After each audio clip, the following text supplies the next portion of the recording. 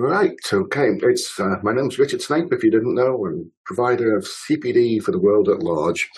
And it's during the course of the next hour, give or take, it's building regulations and planning permission in that order. Probably try and do a sort of getting on for 50-50 split. Planning permission, possibly the longer of the two. I've started off with the sort of building regs enforcement period. There's a lot of myths and misconceptions about these things. Historically, building regulations could be enforced by the relevant authority for up to a year. We're going to come back to that shortly because it changed 2.25 years or so ago in England, for 2.5 years ago now. But they can also prosecute for up to 2 years. The enforcement notices can be served against the current owner, not necessarily the person who breached building regulations.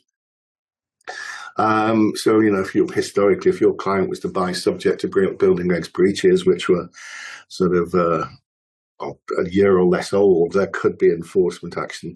The prosecutions are against the person who caused or commissioned the breach, the then home property owner, or the developer, the builder, the contractor, whoever it might be. And not against subsequent purchasers, and they are pretty rare. There's a concordat. There's basically from the late 1990s, local authorities entered into this enforcement concordat, whereby it's got to be proportionate before they prosecute. There's got to be a significant sort of risk in some way before people just blindly disregard sort of building regulations.